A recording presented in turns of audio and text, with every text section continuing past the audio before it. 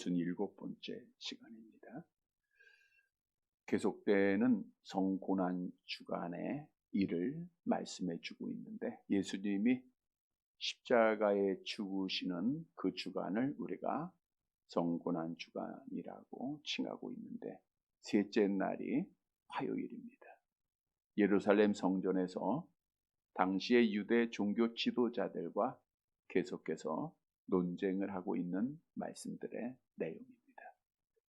유대 종교 지도자들은 어떻게 해서든지 예수님을 책잡고 흠을 잡아 그를 죄인으로 만들어 죽이려는 목적 속에 여러 가지 질문들을 하게 되죠. 먼저는 예수님 앞에 나와 내가 어떤 권세를 가지고 이런 일을 행하느냐라고 질문합니다. 이때 예수님께서는 뭐라고 대답하셨죠?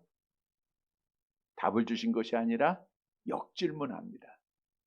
너희는 세례 요한의 세례가 하늘로부터냐 사람으로부터냐? 저들이 답을 할 수가 없죠. 따라서 스스로 예수님 앞에 패하게 되고 물러나게 됩니다.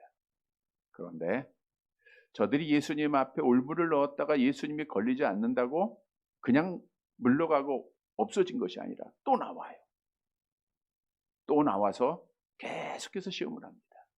우리 예수님이 저들에게 포도원 비유를 통해서 너희가 악한 농부들이다 정죄하시고, 건축자의 버린 돌이 집 모퉁이의 머릿돌이 되었다라고 하며 저들을 저주를 하시게 되죠. 따라서 종교 지도자들이 이번에는 바리새인들과 헬라파 사람들을 예수님 앞에 보내어서 세금 문제로 올무를 놓게 됩니다.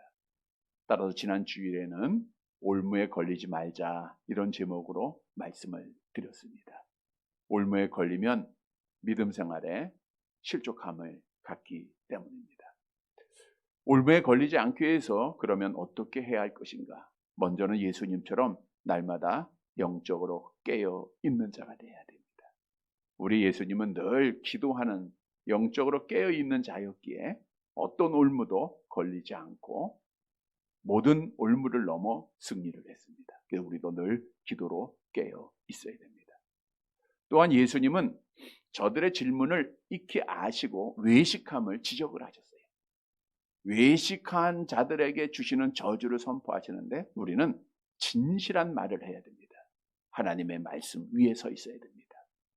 그리고 이제 예수님께서는 하나님 나라에 대한 의무와 또 이 땅의 나라에 대한 의무를 말씀하셨어요. 가이사에게 세금 바치는 것이 옳으냐 옳지 않느냐라고 하는 질문에 주님이 멋진 대답을 하시죠. 가이사의 것은 누구한테? 가이사에게. 하나님의 것은 하나님에게. 의무를 다하라는 거예요. 우리가 하나님께 대한 의무를 다하면 올무에 안 걸려요. 나라에 대한 의무를 다하면 올무에 걸리지 않습니다. 주셨던 말씀 잘 기억하고 올무에 걸리지 않고 모든 악한 영의 시험에 승리해서 끝까지 믿음을 지켜 하나님 앞에 복을 받는 살아가는 성도들이 되시기를 간절히 바랍니다.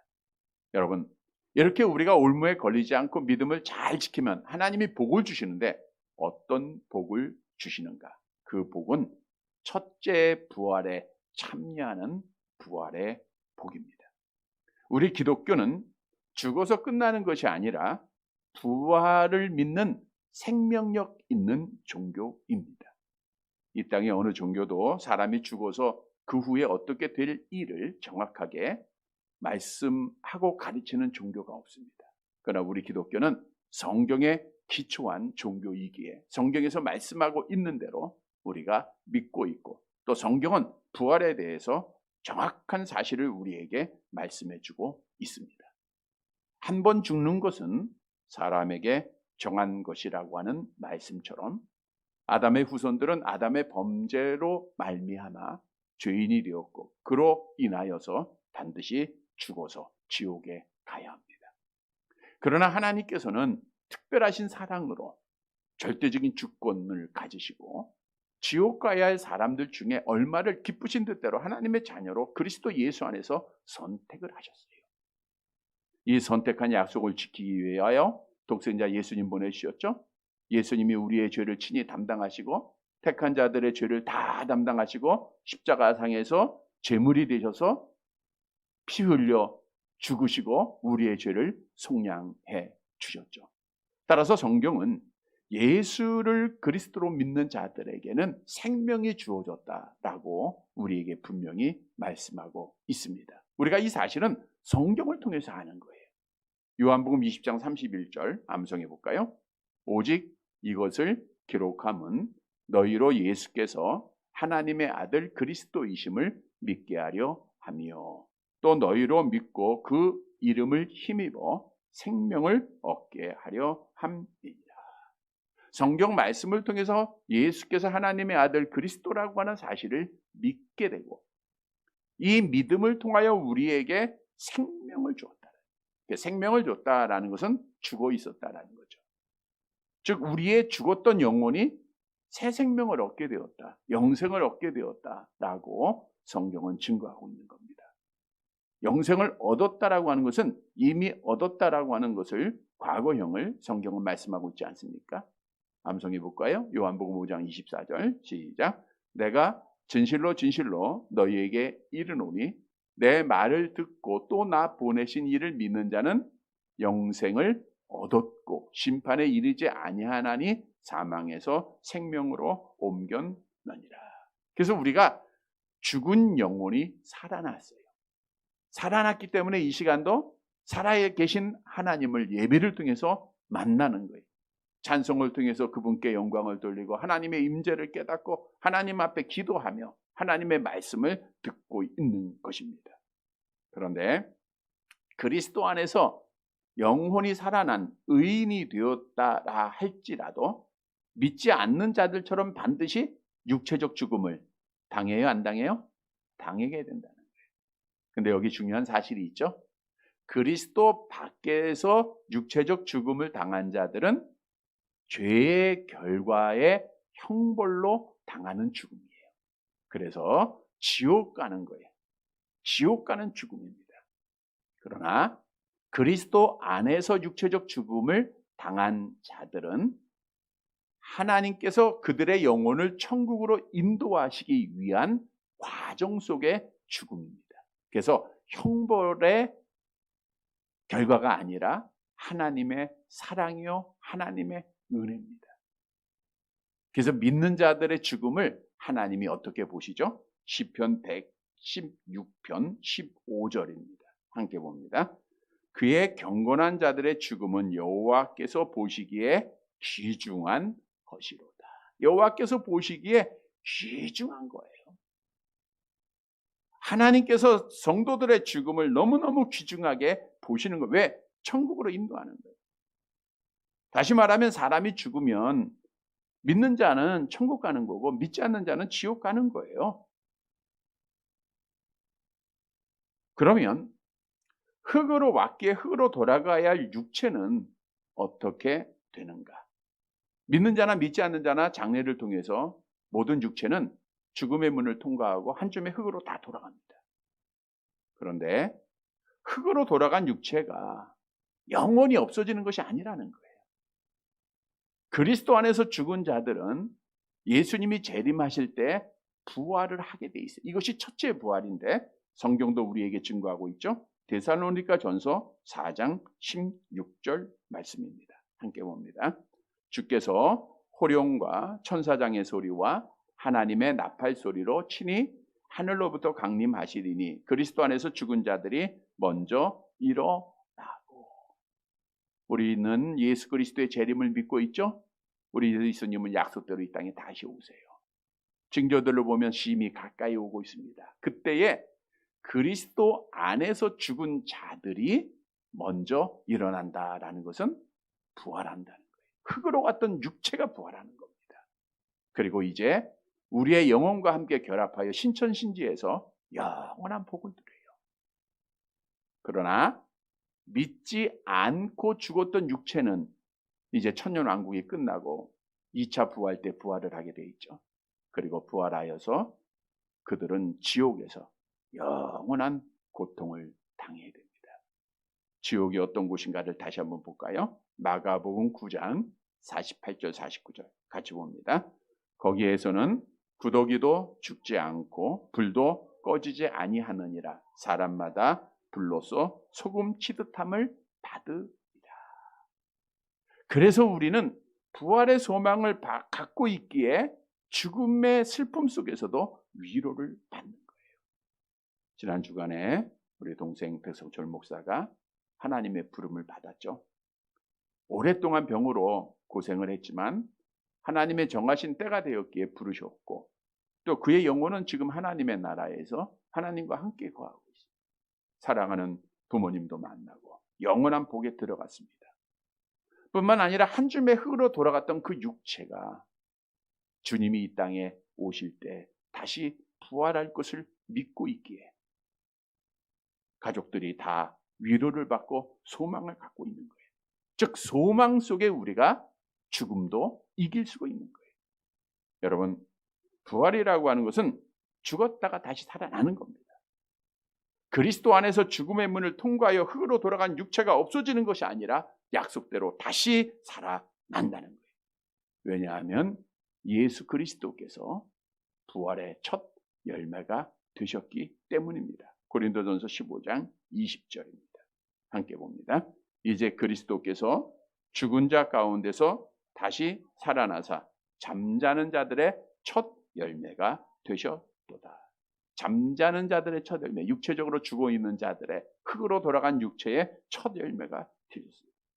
오늘 본문의 말씀도 계속해서 고난주간 셋째 날에 이루어진 일들인데, 이제는 사두개인이라고 하는 자들이 와서 예수님 앞에 올무를 놓는 내용이죠. 오늘 본문 18절 말씀을 함께 보도록 하겠습니다. 마가복음 12장 18절 같이 봅니다. 부활이 없다 하는 사두개인들이 예수께 와서 물어 이르되. 부활이 없다 하는 사두개인, 그러니까 사두개인들은 부활을 믿어요, 안 믿어요? 안 믿는 자들이에요. 사두개인은 다윗 시대의 대제사장이었던 사독의 후손들, 그의 추종자들을 의미하고 있습니다. 이들은 헤롯과 로마인들을 가까이 하면서 바리새인뿐만 아니라 일반 유대인들로부터 미움을 받았던 자들이며, 특히 이들은 인간의 영혼 불멸을 믿지를 않았어요. 몸의 부활을 믿지 않았습니다. 천사들과 악한 영의 존재를 믿지를 않았어요. 그러니까 인간은 영혼이 죽으면 끝나는 거다. 또 죽음 후에 모든 것이 다 끝나는 거다. 그러니까 이들은 어떤 생활을 하면 돼요? 죽음 후에 아무 생활이 없어요. 천국이 없어요. 지옥이 없어요. 그러니까 이 땅에서만 잘 살면 돼요. 그러니까 세속주의에 빠져서 살고 있는 자들이었다라고 성경은 말씀하고 있죠. 사도행전 23장 8절 말씀입니다. 같이 옵니다. 이는 사두개인은 부활도 없고 천사도 없고 영도 없다 하고 바리새인은 다 있다 함이라. 그러니까 사두개인은 세속주의에 빠진 자들이, 이들이 이제 예수님 앞에 찾아와서 이런 질문을 하게 되죠. 본문 19절 말씀입니다. 19절 같이 봅니다. 선생님이요, 모세가 우리에게 써주기를 어떤 사람의 형이 자식이 없이 아내를 두고 죽으면 그 동생이 그 아내를 취하여 형을 위하여 상속자를 세울지니라 하였나이다. 이들이 예수님을 향하여 선생님이라고 칭합니다. 지난주에도 말씀드린 대로 이들이 예수님께 선생님 한 것은 선생이니까 확실하게 대답을 해달라고 하는 뜻을 가지고 있는 것이죠. 모세가 우리에게 써주기를, 모세가 우리에게 써주기를, 이 말씀은 모세가 기록한 신명기서의 말씀을 의미하고 있는데, 신명기서 25장 6절 말씀을 볼까요? 신명기 25장 6절 같이 읽습니다. 그 여인이 낳은 첫 아들이 그 죽은 형제의 이름을 잊게 하여 그 이름이 이스라엘 중에서 끊어지지 않게 할 것이니라. 그러니까 아들이 없이 죽게 되면 이제 그 동생이 형수와 결혼을 해야 되는 거예요. 이 법은 하나님께서 이스라엘 중에 후손이 끊어지지 않기 위해서 세우신 법입니다. 우리가 이 법에 따라서 아들이 없이 남편이 죽었던 루시라고 하는 여인이 보아스를 통해서 기업을 물루어서 메시아가 이 땅에 온 것을 잘 알고 있죠. 자, 그런데 사두개인들은 어리석은 질문으로 예수님 앞에 이제 올무를 놓는데 어떤 내용인가? 본문 20절 말씀을 보도록 하겠습니다. 20절 같이 봅니다. 7형제가 있었는데 마지가 아내를 취하였다가 상속자가 없이 죽고. 7형제, 7의 예를 든 것은 부활의 교리를 조롱하고 부정하기 위해서 저들이 예수님 앞에 가상으로 예를 든 거죠. 죽다라고 하는 것은 갑작스러운 죽음으로 병이나 사고로 말미암아 젊은 나이에 생을 마감했던 죽음을 의미하고 있습니다. 첫째가 갑자기 죽은 거예요. 그래서 그 아내를 동생 둘째에게 주었다는 거죠. 이것은 율법에서 명한 대로 한 겁니다. 신명기 25장 5절 말씀이죠. 함께 봅니다. 형제들이 함께 사는데 그중 하나가 죽고 아들이 없거든 그 죽은 자의 아내는 나가서 타인에게 시집가지 말 것이요 그의 남편의 형제가 그에게로 들어가서 그를 맞이하여 아내로 삼아 그의 남편의 형제된 의무를 그에게 다 행할 것이요. 자, 그런데 둘째하고 결혼하는데 둘째가 또 죽었어요. 7째까지 다 죽고 그 여자도 죽었다는 거예요. 본문 20절과 21절. 20절, 21절 같이 봅니다. 둘째도 그 여자를 취하였다가 상속자가 없이 죽고 셋째도 그렇게 하여 7이 다 상속자가 없었고 최후의 여자도 죽었나이다. 사실 쉽게 일어날 수 없는 일이죠. 불가능한 그런 예를 들어서 예수님을 올무에 걸리게 하고 부활이 없다고 하는 것을 저들이 주장하기 위해서 안간힘을 쓴 겁니다. 그 여자도 죽었다라고 하는 여기서 죽음은 앞에 죽음과 달리 이제 노쇠하여 자연적으로 나이가 들어 죽었다라고 하는 뜻입니다. 그리고 이 질문을 예수님께 하게 되죠. 본문 23절입니다. 같이 봅니다. 7사람이 다 그를 아내로 취하였으니 부활 때 곧 그들이 살아날 때에 그 중에 누구의 아내가 되리이까. 7 형제하고 다 결혼을 했는데 부활하면 그러니까 부활을 부인하는 거죠. 부활하게 되면 이 여자는 누구의 아내가 되겠습니까? 누구의 아내가 될까요? 첫째 아내일까요? 마지막째 아내일까요? 가장 사랑했던 사람의 아내가 될까요? 이 질문을 받으시고 오늘 예수님이 답을 주세요. 그 답은 부활에 대한 진리를 우리에게 확실히 주고 있다는 겁니다. 그래서 우리가 오늘 본문의 말씀을 통해서 부활의 확실한 믿음을 갖고 우리가 이 믿음 속에 믿음을 지켜야 돼요. 이 소망 속에 믿음을 지켜야 돼요.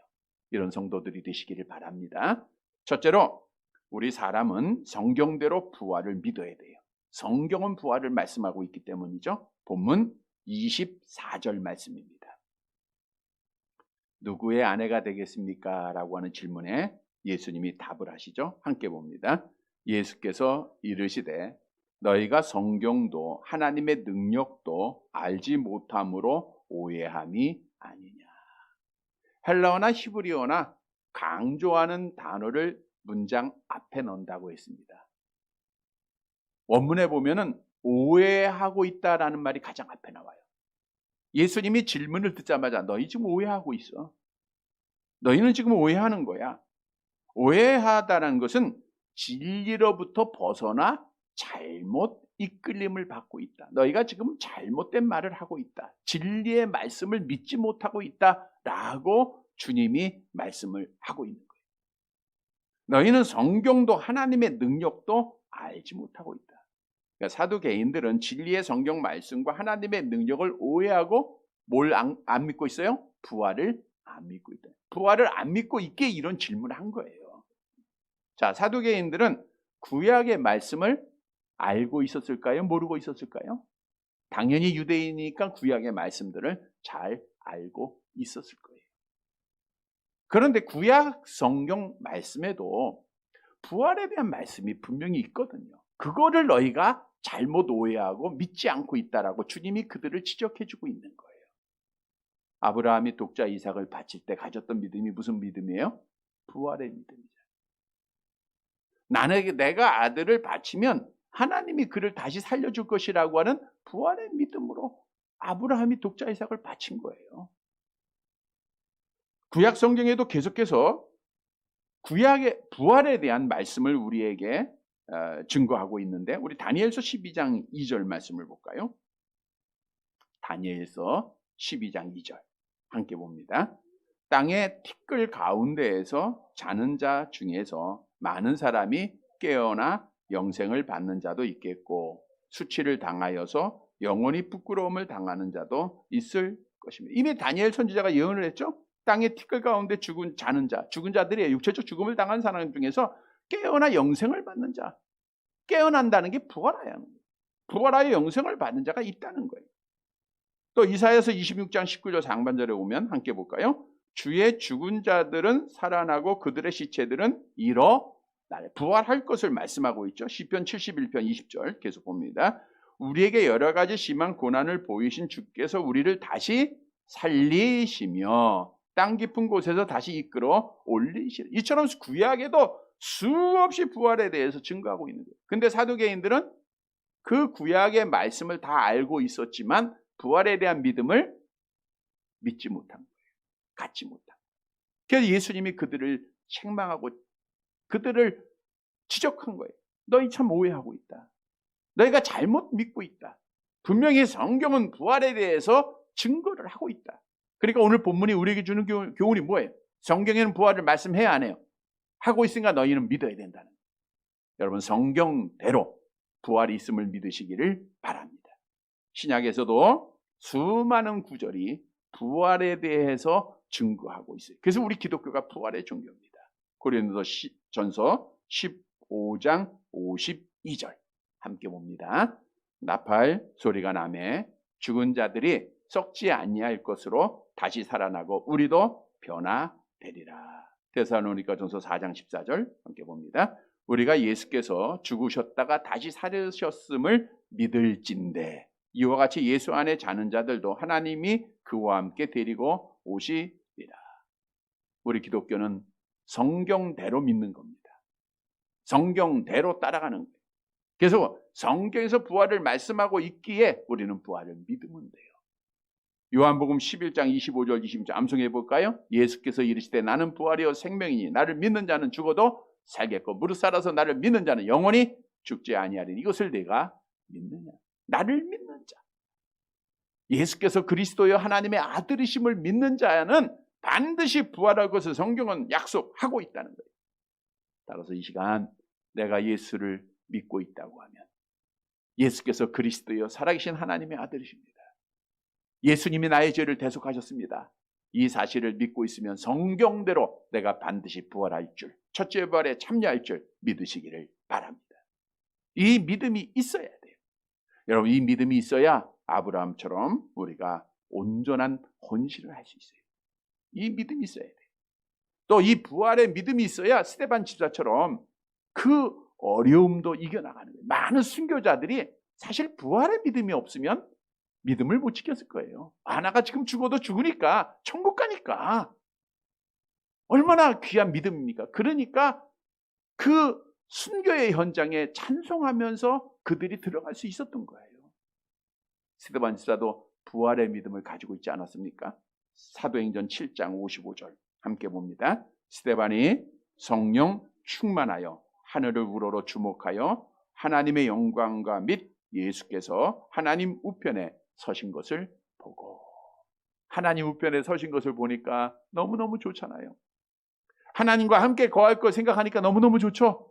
그 부활의 믿음이 있으니까 그가 그 돌에 맞아 피 흘리는 고통도 참고 끝까지 믿음을 지킬 수 있었다는 거예요. 그리고 부활의 믿음이 있으면 항상 기뻐합니다. 항상 감사해요. 잘 아는 하박국 선지자가 자기가 죽을 것을 예언받고도 멋진 고백했죠. 하박국 3장 18절 함께 봅니다. 나는 여호와로 말미암아 즐거워하며 나의 구원의 하나님으로 말미암아 기뻐하리. 내가 죽을 거지만 나의 구원의 하나님으로 말미암아 나는 뭐한다? 기뻐한다. 그래서 우리가 슬픔도 이기는 거예요. 어려움도 이기는 겁니다. 주 안에서 부활의 소망이 있으면 늘 기뻐할 수 있는 거예요. 성도 여러분, 성경대로 나는 흙으로 가지만 예수 안에 죽기에 반드시 부활할 것을 믿으시기를 바랍니다. 이 믿음을 갖고 주 앞에 헌신하고, 이 믿음을 갖고 끝까지 믿음 지키고, 이 소망을 갖고 날마다 기뻐하는 사랑하는 성도들이 되시기를 간절히 바랍니다. 두 번째 대지로 부활을 하는데 신령하고 완전한 몸으로 부활하게 된다는 거예요. 지금 우리 이 땅의 이 몸은 넘어지기 쉽고 병들고, 우리 권사님들 아프지 않은 분이 한 분도 없어요. 배 아픈 분도 있고 허리 아픈 분도 있고 다리 아프고 어깨 아프고 뭐 다 아프죠. 근데 부활한 몸은요, 신령한 몸일 뿐만 아니라 완전한 몸으로 부활해요. 성경이 말씀하고 있죠. 25절입니다. 본문 25절 같이 봅니다. 사람이 죽은 자 가운데서 살아날 때에는 장가도 아니가고 시집도 아니가고 하늘에 있는 천사들과 같으니라. 장가도 아니가고 시집도 아니간다. 결혼이죠, 결혼. 자, 여기서 우리가 알아야 될 것은 결혼은 하나님이 만드신 신성한 제도입니다. 자, 그러면 하나님이 이 결혼 제도를 왜 만들었을까요?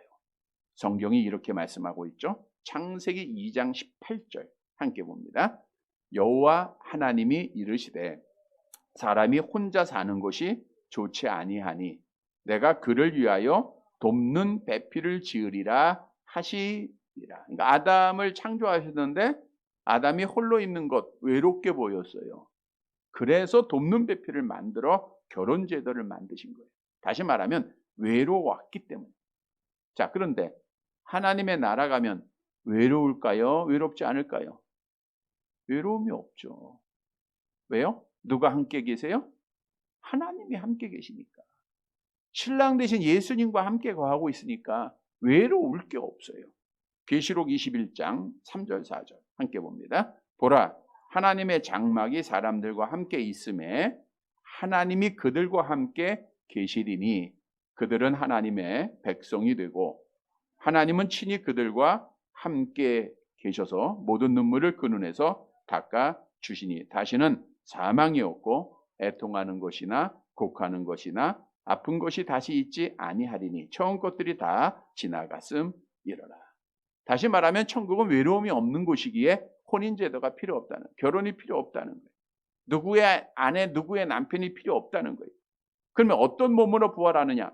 하늘에 있는 천사들과 같으니라. 여기서 같다라고 하는 것은 부활 후 변화된 성도들의 몸의 상태가 외적으로 천사들의 모습과 같다는 것을 말하고 있어요. 따라서 부활 후 변화된 성도들은 신령한 몸을 소유하게 되는 거예요. 영적 몸입니다. 고린도전서 15장 44절 말씀이죠. 함께 봅니다. 육의 몸으로 심고 신령한 몸으로 다시 살아나나니 육의 몸이 있은즉 또 영의 몸도 있는. 육의 몸으로 심고 신령한 몸으로 다시 산다. 우리가 육체적으로 죽음을 당하죠? 심어요. 신령한 몸으로 다시 살아나는 거예요. 흙으로 갔던 육체가 예수님처럼, 예수님이 부활한 그 몸처럼 신령한 몸이 되는 거예요. 악하고 약하고 추했던 몸, 이것이 완전한 영광스러운 몸으로 변화가 되는 겁니다. 그래서 우리에게 주는 교훈은 부활은 하는데 그 부활의 몸은 신령한 몸이요 완전한 몸으로 다시 살아난다는 거예요. 얼마나 소망스러운 말씀입니까? 신령하고 완전한 몸은 썩지 않고 아프지 않고 혼인이 필요하지 않고 먹지 않아도 되고 자지 않아도 되고 영광스러운 몸입니다. 고린도전서 15장 43절 함께 봅니다. 욕된 것으로 심고 영광스러운 것으로 다시 살아나며 약한 것으로 심고 강한 것으로 다시 살아난다. 뿐만 아니라 신령한 몸은 완전한 몸이기에 시간과 공간을 다 초월해요. 제약을 받질 않아요. 우리 예수님이 부활하신 후에 예수님의 제자들이 문 닫고 있을 때도 가운데 나타나시죠. 그런 몸이 되는 거예요. 성도 여러분, 우리가 정말 이 땅에 사는 내가 가지고 있는 이 육체는 약합니다. 악합니다. 부족합니다.